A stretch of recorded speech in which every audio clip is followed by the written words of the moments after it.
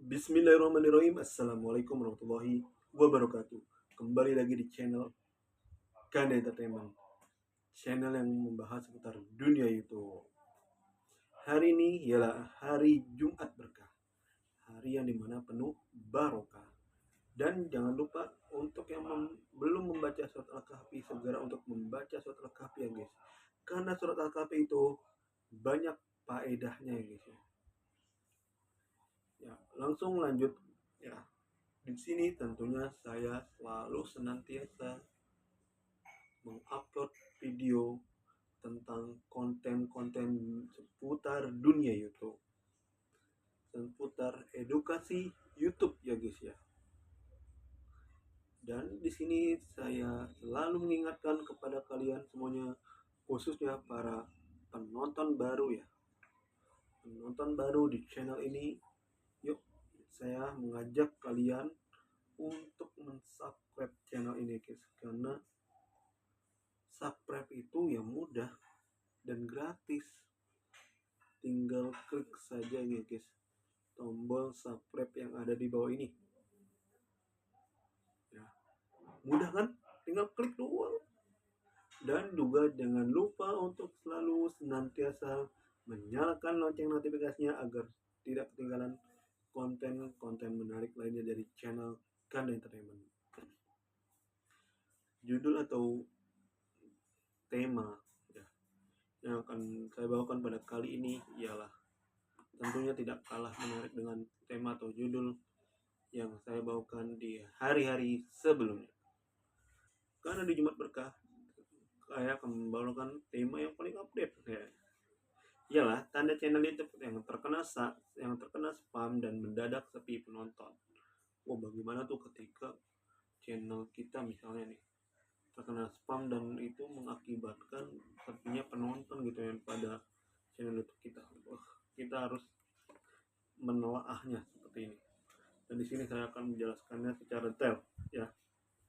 Jadi, tanda-tanda sebuah channel YouTube terkena spam dan sepi penonton meliputi penurunan drastis pada views ya, likes dan komentar tentunya. Video tidak muncul di hasil pencarian atau rekomendasi YouTube, serta pelanggaran berulang terhadap kebijakan ya, seperti memposting konten yang sama-sama secara berulang atau menipu penonton. Itu tidak boleh guys ya, itu dilarang. Makanya kalian harus benar-benar memahami peraturan di pedoman YouTube Partner Program ya.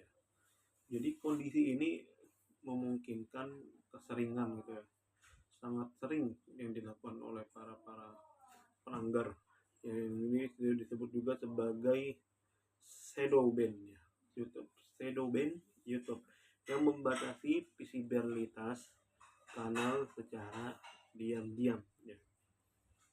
Di sini saya juga akan menjelaskan tanda-tanda yang spesifik terkait spam ya, shadow ban ya, dan penurunannya, jumlah view-nya.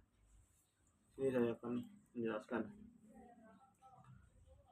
Penurunan drastis engagement ya, seperti views, like dan komentar menurun secara tiba-tiba ya, dadakan ya, tanpa alasan yang begitu jelas ya, tanpa adanya pemberitahuan di awal, langsung set ya, langsung drastis gitu kan.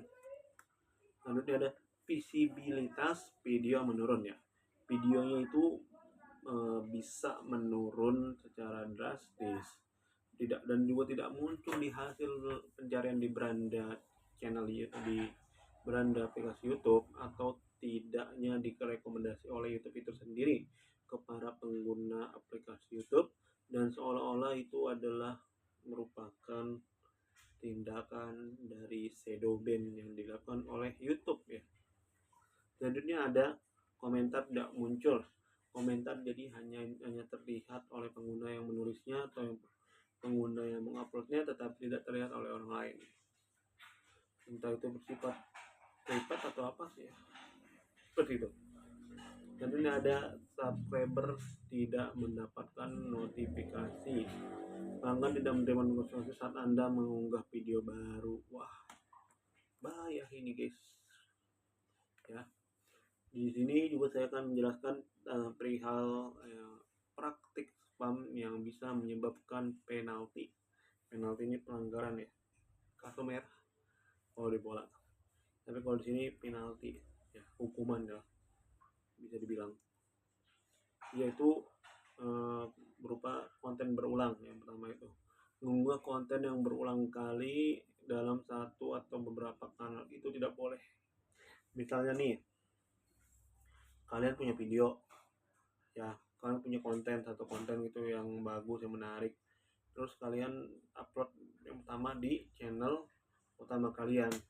Nah, lalu kalian penasaran atau ingin coba-cobalah upload lagi di channel kedua kalian. Nah, itu tidak boleh. Itu biasanya bisa saja melanggar dan menyebabkan hak cipta karena sudah diupload oleh pengguna atau oleh pihak pertama itu. Jadi tidak boleh.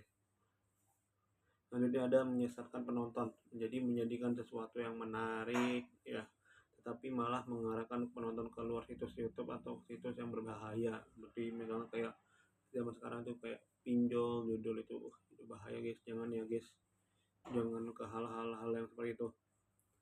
Jadi ada menjanjikan keuntungan tidak realistis ya, jadi menggunakan judul atau thumbnail yang menyesatkan atau mendapatkan klik ya, misalnya dengan menjanjikan uang cepat tanpa usaha. Itu tidak boleh. Kita harus kerja keras ya, harus usaha semaksimal mungkin. Selanjutnya konten yang tidak berkualitas, jadi mengunggah konten yang dihasilkan secara otomatis oleh komputer tanpa memperhatikan kualitas atau pengalaman penonton ya. Jadi ini saja yang bisa saya sampaikan ya guys ya. Wabillahi taufiq wal hidayah waridho wal inayah. Wassalamualaikum warahmatullahi wabarakatuh. See you guys.